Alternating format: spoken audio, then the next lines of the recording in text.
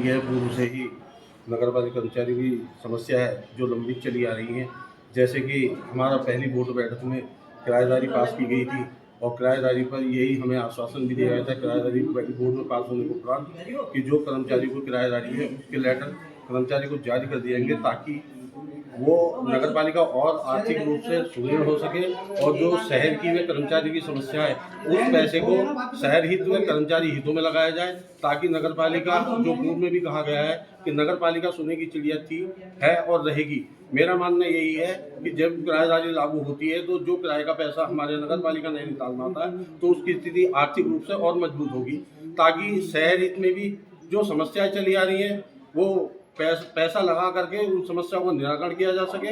तो दूसरी समस्या हमारी ये थी कि जो हमारे कर्मचारी हैं बिना सफाई उपकरणों के सफाई कर रहे हैं, उनको लगभग 1.5 वर्ष से कोई भी सफाई उपकरण प्राप्त नहीं हुआ है। एक हमारा जो था प्रतीक्षा सूची, जो पूर्व में 1985 में एक नगर पालिका नियम था कि जिसमें 1885 में पहली सूची बनाई गई थी। उस सूची का अर्थ ये हुआ करता था कि जैसे कर्मचारी कोई सेवानिवृत्त हुआ या नगर पालिका को किसी आवश्यकता के आधार पर कर्मचारी रखने होते थे तो उसी सूची से नंबर से कर्मचारी लगाए जाते थे जिससे कि पूरी पारदर्शिता बनी रहे। ना ही कर्मचारी नेताओं पर और ना ही अधिकारियों पर कोई किसी तरह की विपत्ति आ सके।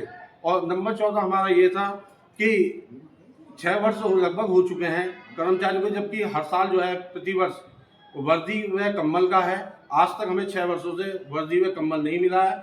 हमारे कर्मचारियों को जो एचआर की समस्या चली आ रही है कर्मचारियों की, जिनको आवास भत्ता दे है, कर्मचारियों को लगभग 4 साल से आवास भत्ते का भुगतान नहीं किया गया है। ये सारी मांगे जो हमारे कर्मचारी हितों की है, जिससे लगातार हम लोग नगर पालिका प्रशासन को पत्र के माध्यम से लगातार अवगत कराते हैं। माननीय जिलाधिकारी महोदय को भी लगातार अवगत कराते हैं, लेकिन आज तक हमारी समस्याओं का निदान नगर पालिका प्रशासन द्वारा नहीं किया गया है।